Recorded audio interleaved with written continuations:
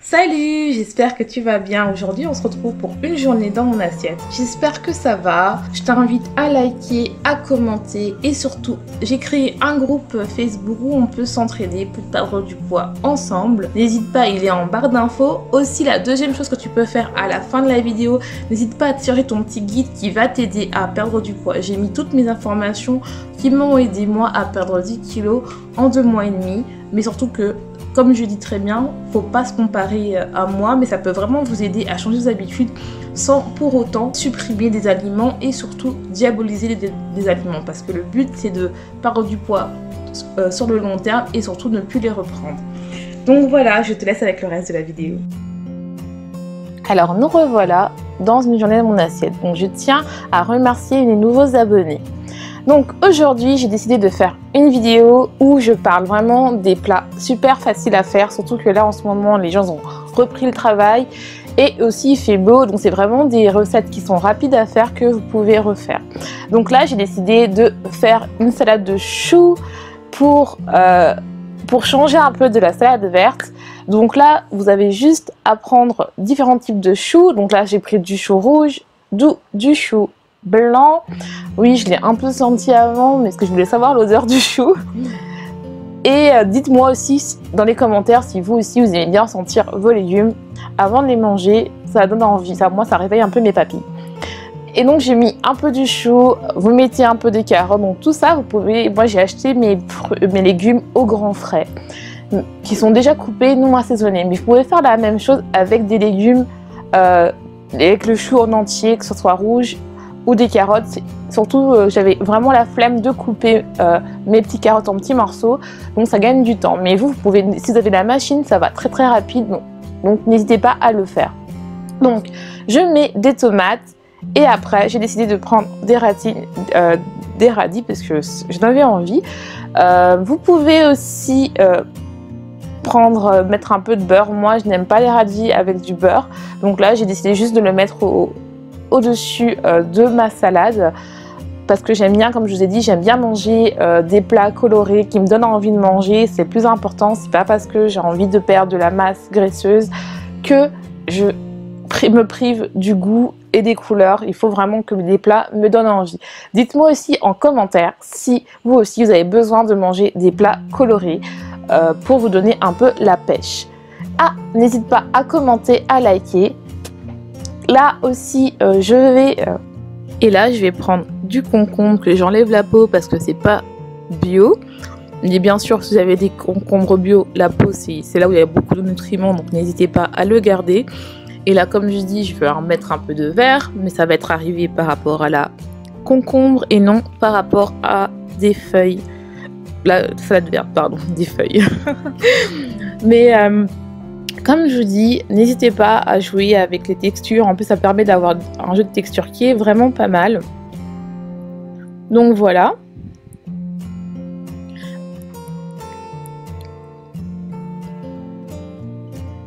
Et puis après, là, j'ai décidé de rajouter du bon gras avec de l'avocat.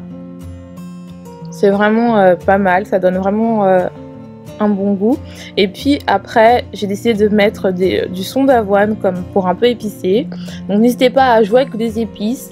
Et là j'ai mis des graines de courge salées, donc c'est pas mal, j'en mets quelques-uns parce que c'est quand même assez calorique et ça permet aussi d'avoir un jeu de texture qui est pas mal. Et donc en fait là je vais manger ça avec une galette de quinoa. Donc je vous ai pas montré comment la faire parce que c'est un truc qu'on achète directement. Maintenant je vais passer au crumble parce que j'ai décidé de faire une recette qui change un peu du yaourt. Donc là en fait je commence par enlever la première couche, la peau, bien sûr comme vous faites. Dites-moi comment vous faites vous votre rhubarbe. Donc j'enlève vraiment, j'avais enlevé, je n'ai pas montré ce passage là et je le coupe en petits morceaux. Et après je vais laisser tremper toute la nuit le sucre. Donc dites-moi si vous en fait avec la rhubarbe vous la cuisez directement ou pas. Donc là je l'ai mis le lendemain à cuire avec un peu de framboise.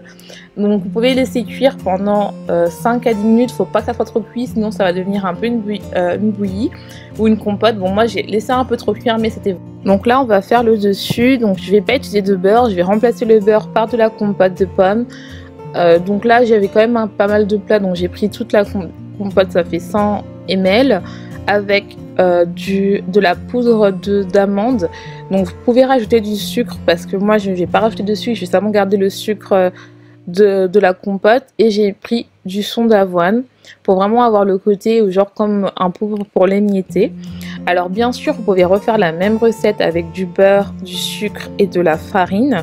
Là c'est vraiment une alternative que je montre que vous pouvez faire, mais c'est très bien aussi avec la version comme je vous ai dit, avec du sucre, du beurre et de la farine. Et vous pouvez rajouter du sucre de coco, des copeaux de coco, c'est vraiment très bon, sauf que moi j'en avais pas, donc voilà. Et là en fait vous mettez au dessus, vous étalez, j'en ai rajouté parce qu'il n'y avait pas assez de crunch pour mettre, et donc je refais la petite préparation. Donc c'est pas mal, je le fais vraiment à l'œil.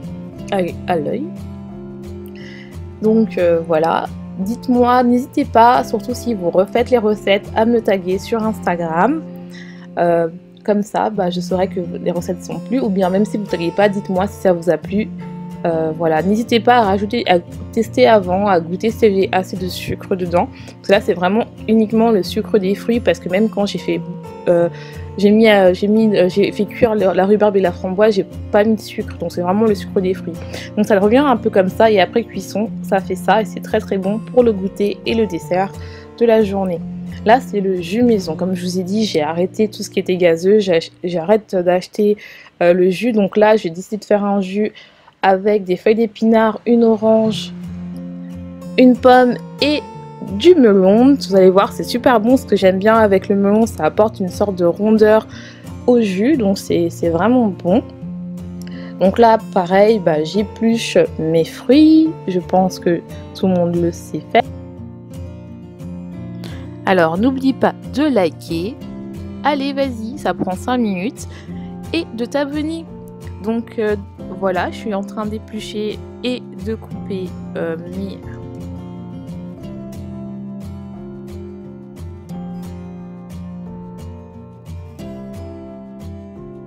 Donc là, je coupe en petits morceaux. Comme je vous ai dit, quand vous avez la même machine que moi, il faut couper en petits morceaux pour vraiment que que vous pouvez faire du jus en fait. Mais c'est pareil quand vous avez une grande machine extracteur de jus à froid, je conseille bien à froid pour garder toutes les vitamines et les fibres.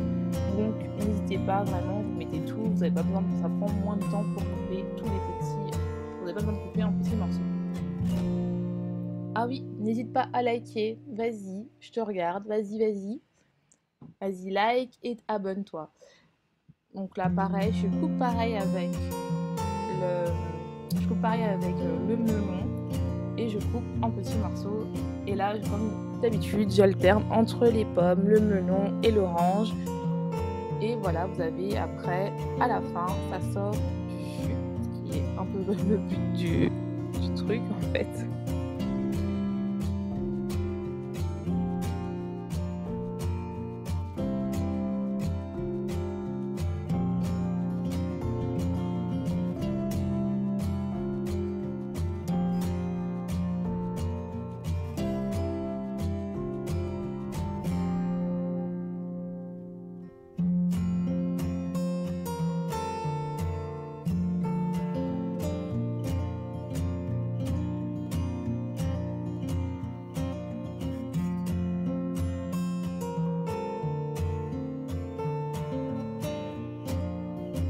Et donc à la fin, on obtient un petit jus vert qui est lié bien sûr à la présence d'épinards, mais vous allez voir quand vous allez boire ce jus là, si vous le faites, n'hésitez pas à me taguer sur Instagram si vous le faites.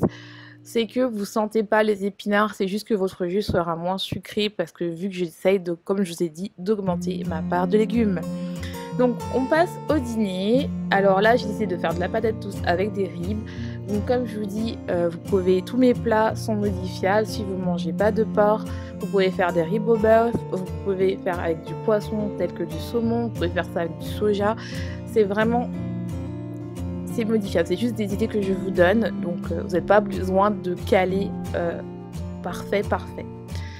Donc là j'ai coupé mes patates douces, pardon. Bien sûr, vous pouvez rajouter des pommes de terre, c'est aussi bon. Vous pouvez même mélanger les deux ou remplacer si vous n'avez pas la pâte à douce, mais c'est quand même pas mal si vous aimez les mélanges sucré-salé. Donc après ça, je vais m'occuper bien sûr de mes ribs. Donc là, je vais les assaisonner avec du sel et du poivre. Et donc là, en fait, ce que j'ai fait, c'est que je vais assaisonner avec du sel et du poivre, comme je dis avant, de l'ail, des épices. N'oubliez pas de mettre de l'herbe de Provence, vous pouvez mettre d'autres épices. Et après, vous mettez au four pendant 30 minutes à 40 minutes, en fonction de votre cuisson que vous préférez.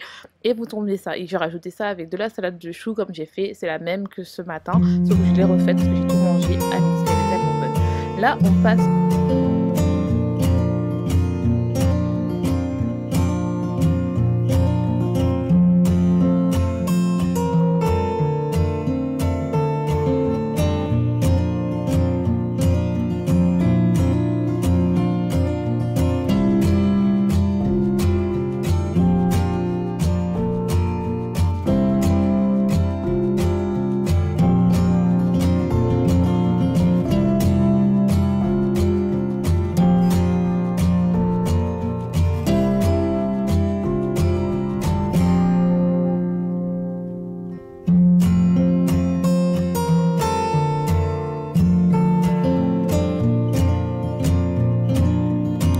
Je tiens à te remercier d'avoir regardé ma vidéo.